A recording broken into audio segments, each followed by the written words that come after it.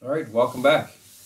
I'd like to introduce Mike Rinaldi. He's going to come and give us a clinic here at the hobby shop. He's well known for his hairspray technique, so I think it's only appropriate that we let Mike. And he's got a new product out now, Mission Models Paint. Well, it's not mine, but there's a new product I helped develop with the company Mission Models, whom I used to work for a long time ago, and an American brand of paint that was new to the market.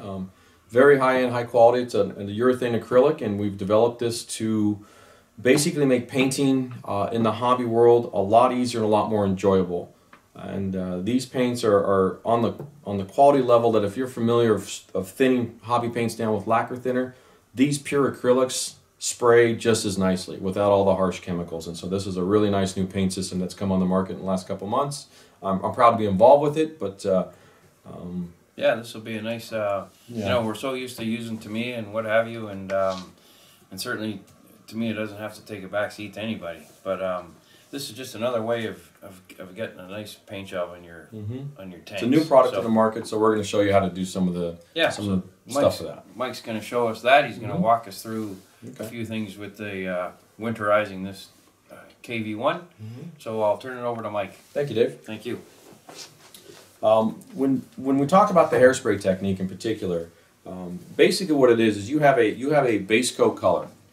This will be your chipping color. This will be the color of the chips that you want to have represented. And here in front of you we have a gray Stug with a whitewash, and we have a green T34 with a whitewash. And to get the white to be distressed in this manner that looks natural and realistic, and most importantly in scale, the hairspray technique is developed about 10 years ago, and it's something I use in almost every project now.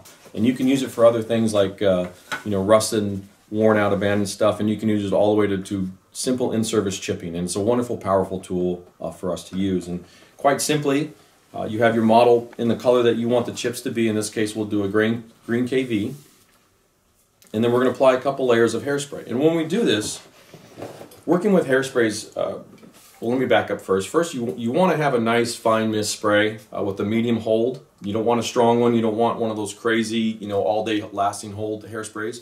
Just a simple misting hairspray works great. Do not use the spritzer bottles. Otherwise, you have to decant those. The spritzer bottles that spit, they put an uneven layer down. And what we want is we want a really nice, even sheen over this. And we'll show you how we do this as the demonstration goes along.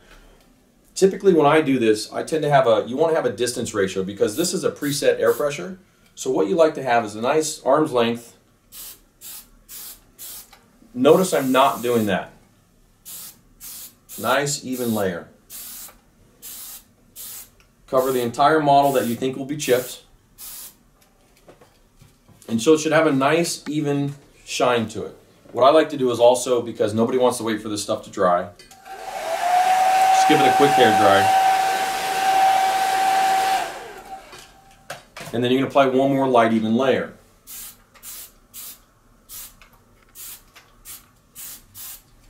And that's all you need.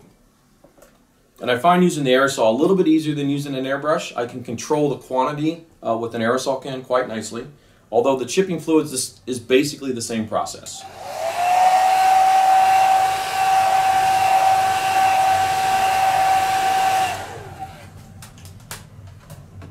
So what you should have here is you should have a nice even sheen. It's dry to the touch. And it's got a nice satin-y little finish to it that we can play. We can spray some white over this right now to do a little bit of winter. Let me do the turret while we're doing, because we'll do some quick spraying on that as well. Same thing.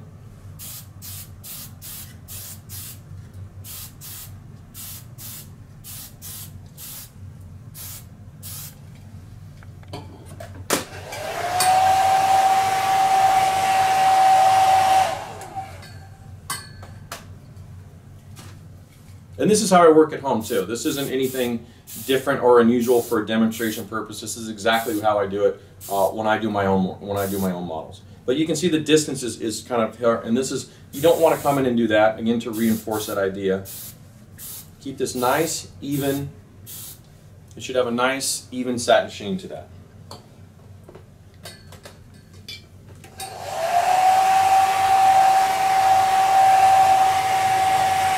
Once this is dry, which as you can see, this is all happening live. Once this is dry, and it is, we can begin painting.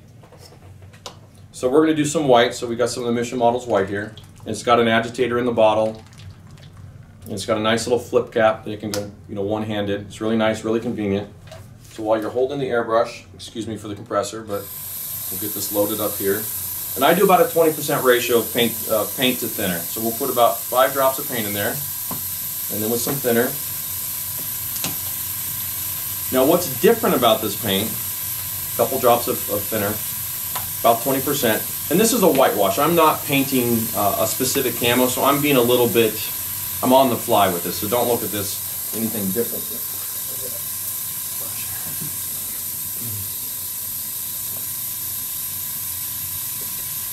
Mix that up a little bit.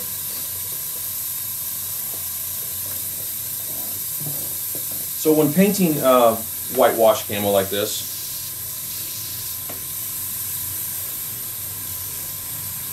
I'm just going to put down some color. And as whitewash was a temporary camouflage scheme, it doesn't have to be anything perfect or even remotely good looking at this point in time.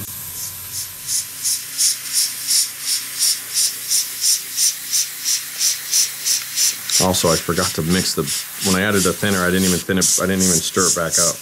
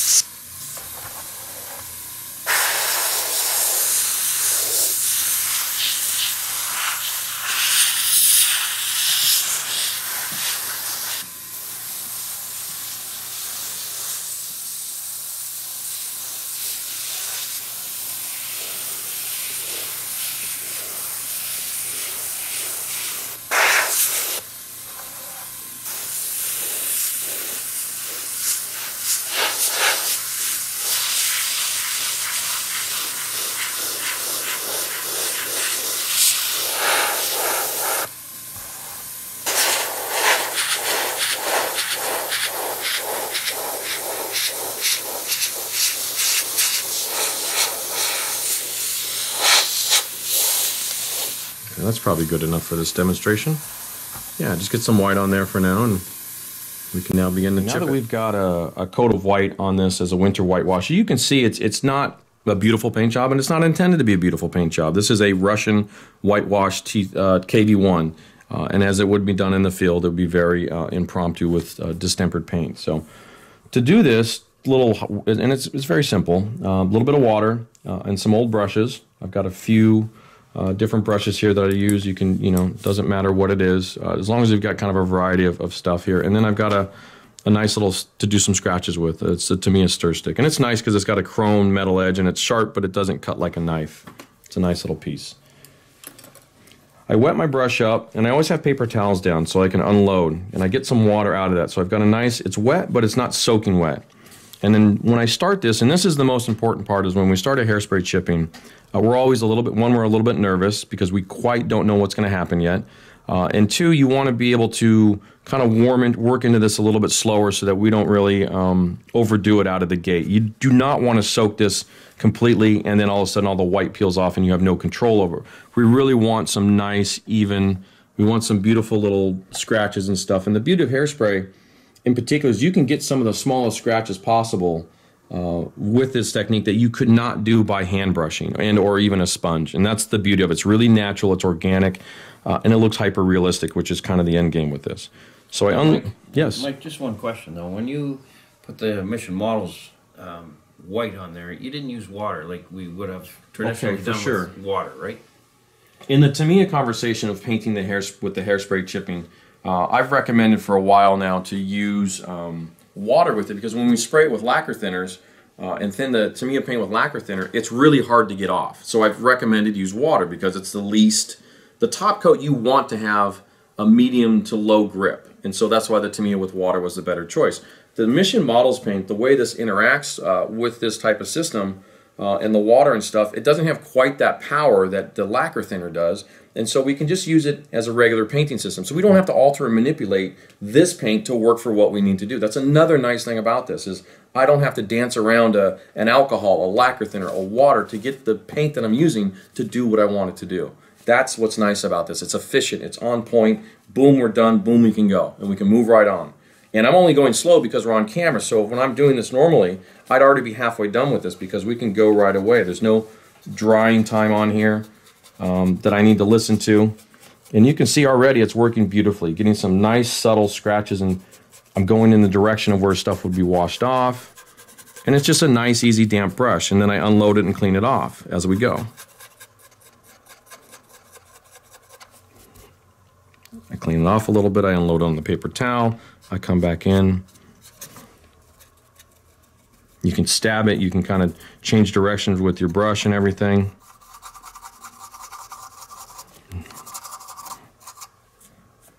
And if it's not working quite as nice, you get a little bit more water on there. So work the water up into it. Don't flood the surface and then try to make it work.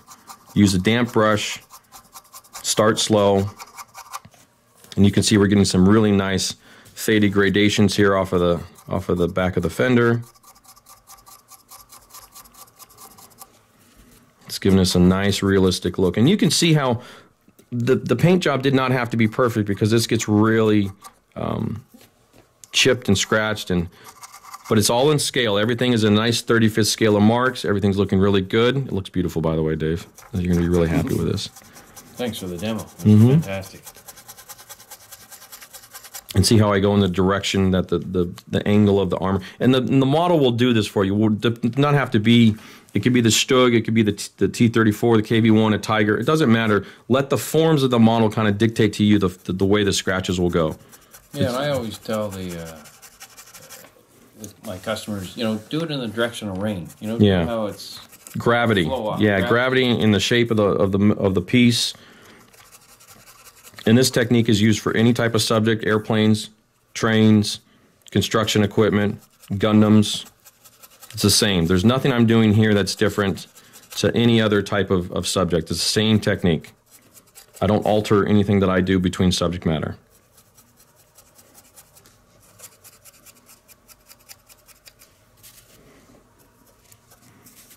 So sometimes when you get a little bit of a drier brush, you can kind of do a scruffing effect, and see how I'm kind of pushing and pulling the brush a little bit on the top part here. Be a little bit more of a scruffy look.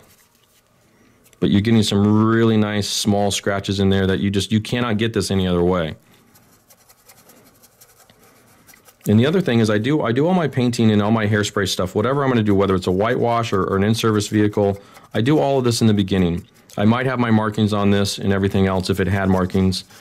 Get that all on there and do all this stuff, because what's going to happen is when I weather this, all the chippings will get even more reduced and more reduced and more reduced, and that looks even more and more in scale, and that's the end game here. This is why this thing looks in scale, is because I put the chips in the beginning, and that way I can weather on top of them.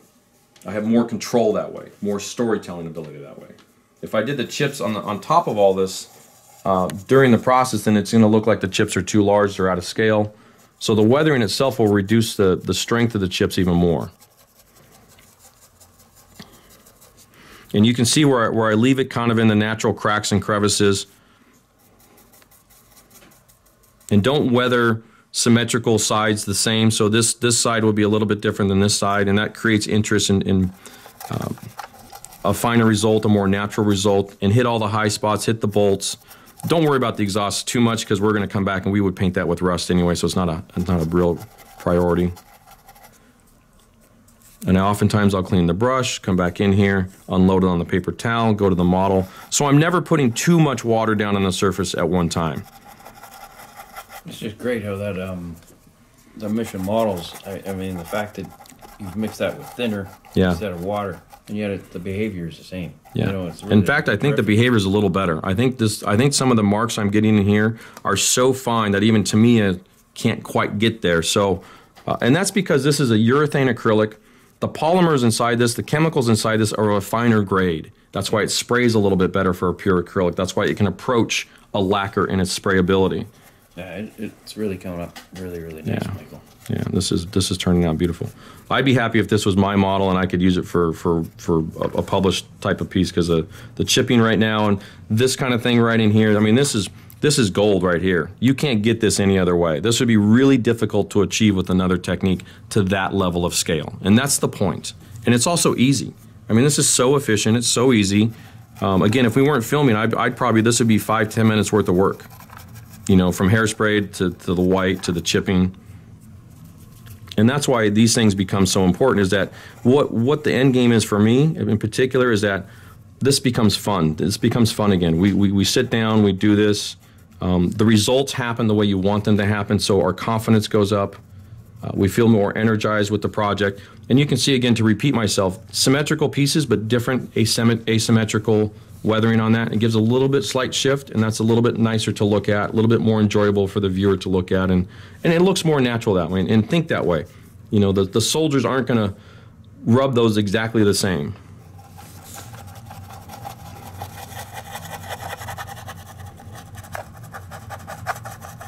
And I can take this also, if I'm going to load this with tank riders or something, I can take this to a much higher level if I wanted to, or if, you can go with a more factory fresh look.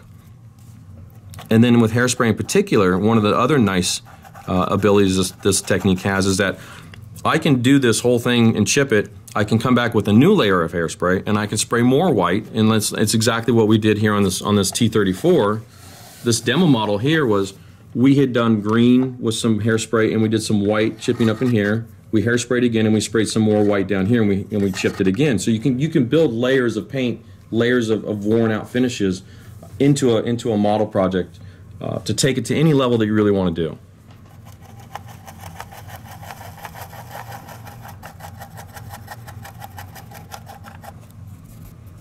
And I'm always cleaning the brush off, because it'll get loaded up with the white paint, so it's always good to rinse it real quick, wipe it on the paper towel. That's why the paper towel is almost the most important tool on the workbench, I'll be honest with you guys. I use it for everything. And you can see it doesn't take a lot of water, it doesn't take a lot of effort, and you saw how I did that. 2 even coats of hairspray, dry them in between, spray the white, and off you go. I think a lot of the viewers watching this, I mean, people are going to realize how easy it is, because I think it's one of those, one of the common things at the shop here is guys talking about doing Africa core. They're doing a dark gray vehicle, and they want to strip off the brown to get back to that little touch of that gray. But guys are afraid to do it, but after watching this is fantastic and not very difficult at all.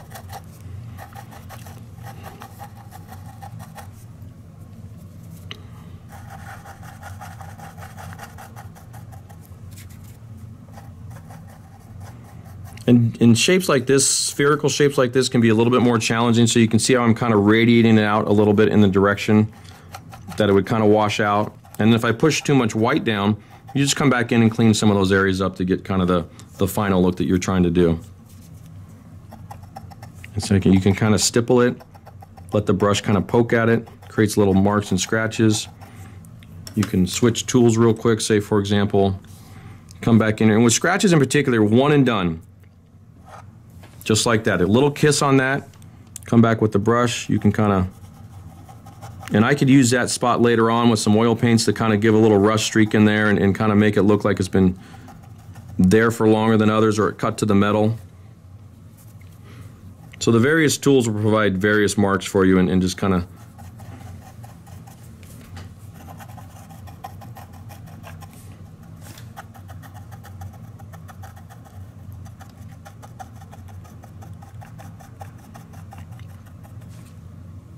Just to mention too, for the guys out there, they should never throw away or take to the street a box full of old models. I mean, this is an old shelf queen that's been hanging around Hornet Hobbies since I think we opened, and it's what used to be a model that we all just took pot shots at, painting it different things.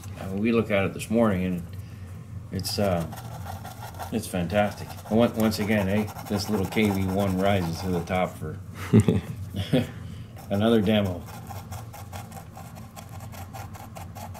So guys, don't throw away your old armor kits.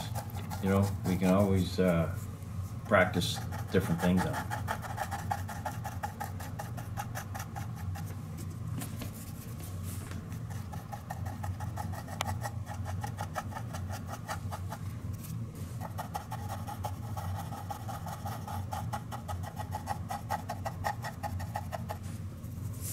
And you can hear the brush too on the model. I'm not manhandling this too much. I'm kind of, the brush is kind of skipping across the surface. I'm not putting a lot of pressure on this.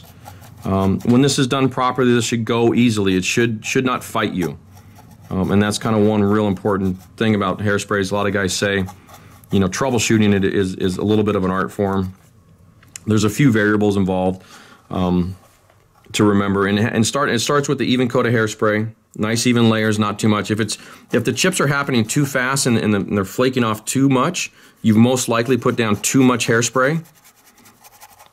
So, and if you wanted to repair that, you'd scratch a lot of the top coat off again, and then you just put a new couple layers of hairspray, you know, control it a little bit better the second time around, and you can repaint it. So there's ways to work with this. It's very forgiving. You know, it's not a be-all, end-all, but at the same time, it provides a really nice technique process for us to use that can be really, really elevate our game. And that's what a lot of this is about, is taking this stuff to the next level. And you can see here how I have two identical pieces. I have different layers of white on this, and what I'm going to do is I'm not going to remove as much white off of this second one because this came out so beautiful, but I do not want this one to be exactly the same.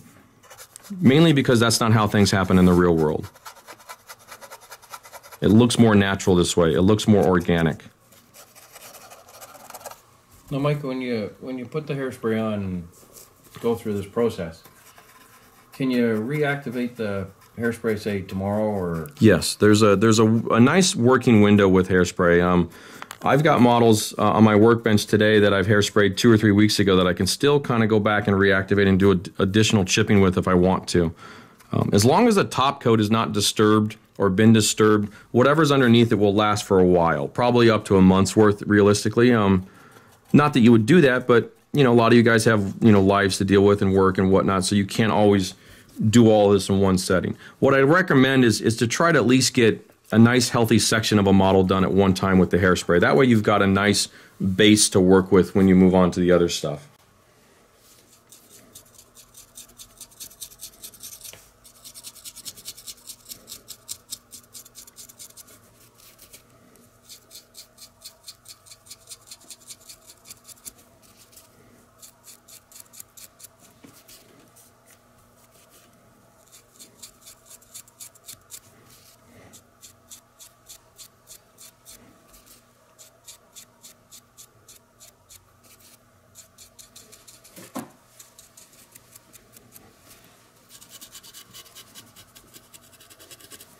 Notice how I got the central areas of this before I started to rub the top bolts in the upper surface detail. That's way it's a little easier to control. I get the look I want in here first, and then I can come back in real quick and hit these high spots, you know, on the edge of the turret, and we'll be a lot more aggressive with the crew coming on and off all the time. Again, if I wanted to put a nice little scratch in there, I come back in here real gently, let it skip across the surface. One and done. And even though you don't see that, what will happen is that'll open up over time. And it doesn't have to be, see how fine that scratch was right there? That's what you're looking for. You really want something to keep everything in scale so that when you come back in with your weathering stuff, you can really pop it out later on. So you're getting a really nice effect with this. And again, I'm always continually dipping in the water, going on the paper towel.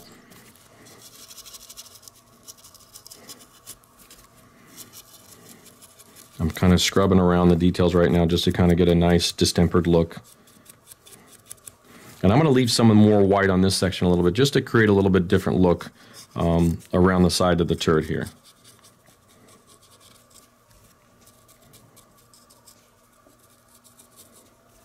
And if I was doing this for real, if this was my KV1 and I was sitting here going to build this for whatever, I would have a lot of reference in front of me. Don't make any mistakes that I'm doing this freehand right now.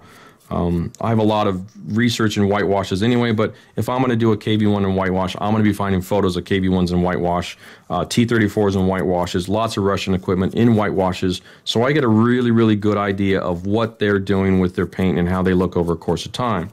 You know, in particular with Russian stuff, you can look at the Finnish War, at the early part of the war, because they did a lot of whitewash when they fought the Finns, and so there's a lot of reference out there, and that's how I normally would work.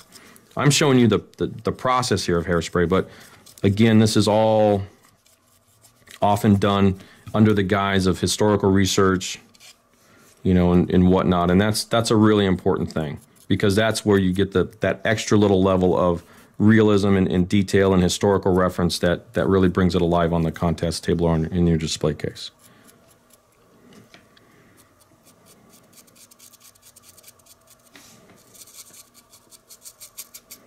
Use the side of the bristles. Notice how I'm kind of scruffing sideways with the brush. And I can do a lot with one good brush, and this particular brush has served me really well, and it's one of the reasons you're seeing me just use it the whole time. But I can, if I wanted to, I can come back in. This is like a little brush I cut off and chop down a little bit to get kind of come back in here, and I can do a little bit more. One of the other things customers ask, Mike, I don't know if you know the answer to this. How did the first person who ever do this discover? Phil Stutinka. I'm sorry, Phil. I ruin your name every time. He's a British modeler, and he developed this in 2007, and he did a Panzer IV that's extraordinarily well known. And he was really kind of trying to come up in his head of how do I do a distempered whitewash in a Hungarian 1945 setting with a lot of figures and a lot of delicate photo etch. And what Phil had done was kind of looked around the art world and whatnot, and the use of a product in between two layers of paint that can be rubbed away with water quite gently. Hairspray fit that perfectly, and he did a bunch of tests in 2007. You know, so it wasn't by accident then? No. Phil put this out there for us, and this is all Phil's credit. And I've said this, written about it multiple times, that Phil has really been the godfather of this technique, and has given it to the hobby and through his own work. And I took it and ran. Phil's was a whitewash, and that's what we're showing you today. But as you can see, you know, hairspray can be used for rusting and other types of stuff, and it's just so powerful because the results you get are so realistic.